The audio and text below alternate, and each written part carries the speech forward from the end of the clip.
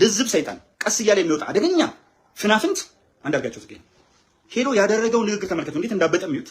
የኢትዮጵያ ህዝብ የአማራ ህዝብም ይሄን የጽንዶ ሐሳብ ተቀብሎ ሁሉም አካባቢዎች በውስጥ ችግራቸውን በጽንዶ መፍታት የሚችሉበት ከዛ አልፈው ሀገር ለሀገር ያላቸውን ችግር በጽንዶ የሚፈቱበት ይሄንን አራያነት የተሞላው የትግራይና የኤርትራ ማህበረሰብ እንደ ህዝብ የጀመረውን ነገር አማርኛ ተናጋሪ የሆነው ማህበረሰብ ማወቅ ያለበት ጽንዶ ሲባል የፖለቲከኞች የጦር መሪዎች ሳይሆን የህዝብ ለህዝብ ግንኙነት ለዘለቄታ ሰላም ለዘለቄታ ደህንነት የወሰደው አቅጣጫ ነው። ይሄ ትልቅ እርምጃ ነው።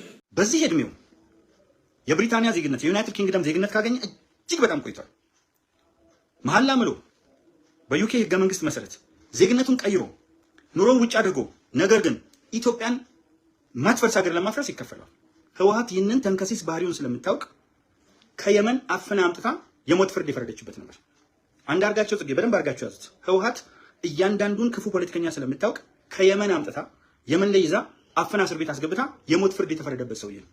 ብዙዎቻችን በዛን ወቅት የጮህንለት ሰው ነው። ይሄ ሰው ከየትኛው ፖለቲካ ጀርባ ነው የሚሰራው ስትሉ የኢትዮጵያን ብሔራዊ ጥቅም ለመንካት ኢትዮጵያን ለማፍረስ ትግል ያደርግ የነበረ እጅግ አደገኛ መርዝ ነው። ህወሓት ሰፊ ጥናት አድርጋ መግቢያ መውጫውን ተመልክታ የመን ላይ ሲደርስ ይዛ ያመጣችውና እጅግ በጣም አደገኛ የሆነ መርዝ ሰው ነው አንዳርጋቸው ጽጌ ማለት።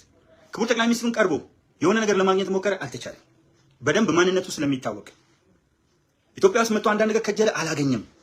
ሰውና አንዳርጋቸው ጽጌ እነ ሻዕቢያ እነ ህወሓት ለኢትዮጵያ የደገሱት ከባዳዎች ጋር በመሆን አደገኛ መጥፎ ነገር ነው። የመጀመሪያ ታርጌታቸው በተቻለ አቅም ጽምዶ ሱዳን ጋር ካለው ኃይል ጋር በመነሳት የአማራውን ክልል የጦር አውድማ ማድረግ ነው። እመኑኝ፣ ማርክ ማይ ወርድ። እንግዲህ አማራው አንደኛ የለም ብሎ የካደ ሰው ነው ይሄ ሰው። አሁን ደግሞ መልሰን ከማን ጋር እንጣመዳለን አላችሁ። በደንብ አድርጋችሁ ተመልከቱ።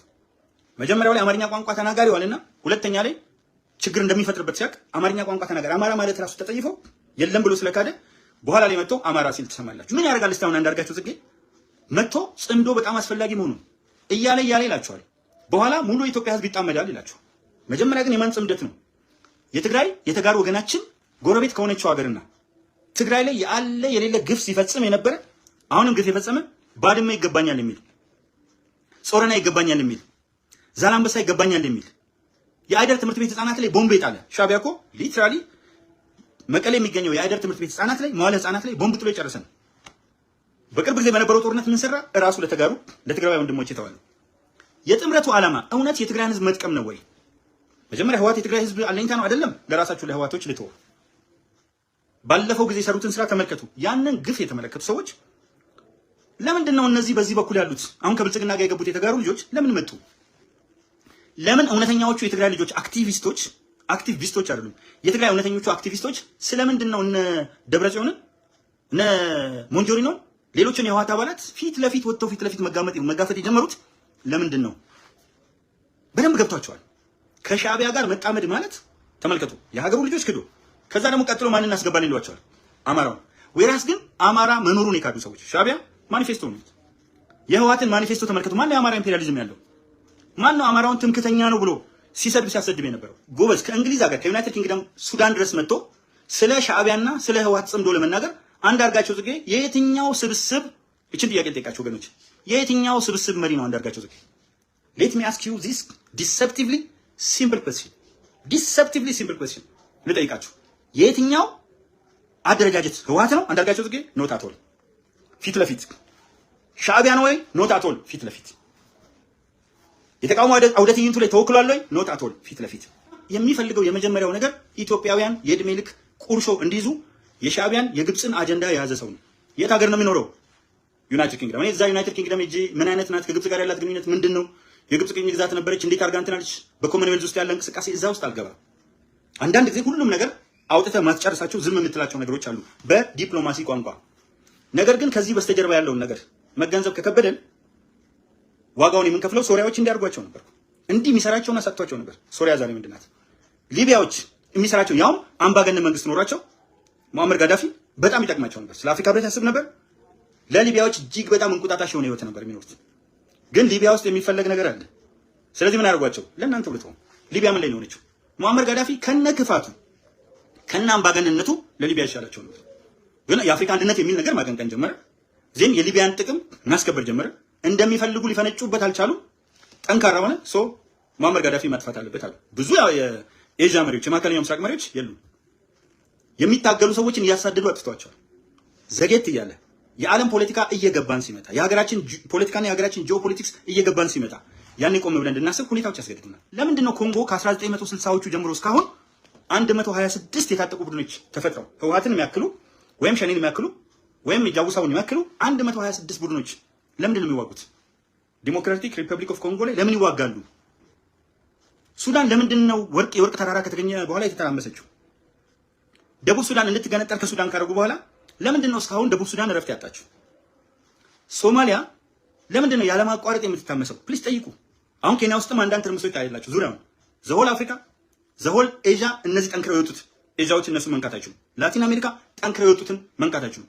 ደከም ያለውን ግን በምን ደረጃ የትኞቹ ኃይሎች ለምን ፐርፐዝ ይህን እንደሚያደርጉ ማገናዘብ የማንችል ከሆነ ጉዳታችን በጣም ከፍተኛ ነው።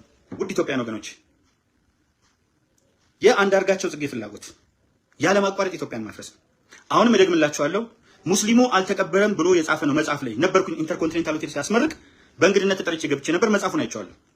እዛ መጽሐፍ ላይ በትክክል ያስቀመጠው ነገር አጼ ምኒልክ ሙስሊሞች እንዲዘምቱ ካደረጉ በኋላ ምን እንደ ሙስሊም አስቡት ምን አይነት ፊሊንግ እንደሚፈጥር አንድ ሪፈረንስ አገኘው ብሎ አድዋ ላይ 1896 ወይም በኢትዮጵያ አቆጣጠር 1888 የነበረ ኢቨንት ላይ መጥቶ ትውልድ እኛ ምንናገር ትውልድ አይደናገር በሚል አረፍተ ነገር የሆነ መጽሐፍ ውስጥ ባስቀመጠው ጽሁፍ ሙስሊሙን አላስቀበሉትም። አጼ ምኒልክ አሞራ ነው የበላው ጅብ ነው የበላው ብሎ ጽፏል።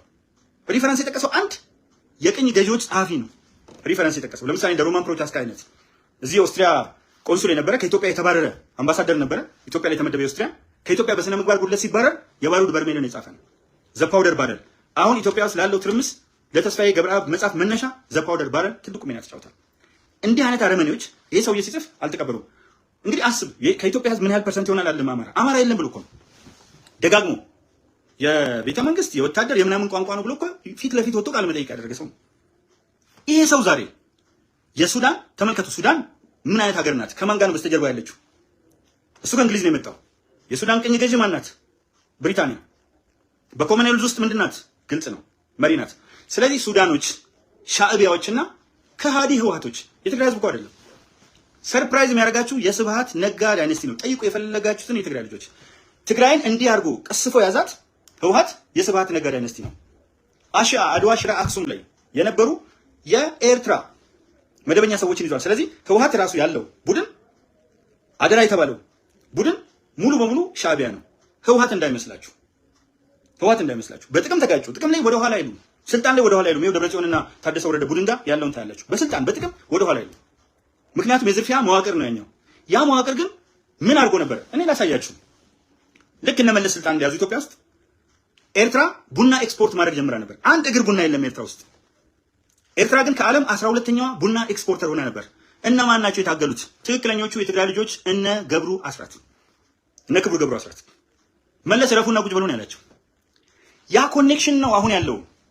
ልብ አድርጉ፣ ሻዕቢያ ነው ትግራይን አሁን እየመራት ያለው። በቀጥታ ኢንዳይሬክት ሩል ሻዕቢያ ነው እየመራት ያለው። ስለዚህ አንድ እዚህ ጋር ትግራይ ውስጥ ሻዕቢያ አለ። ሁለተኛው ሻዕቢያ እንዴት ተጣመደ? አሁን በደም ላይ በትግራይ ህዝብ ደም ላይ ነው የተጣመደው።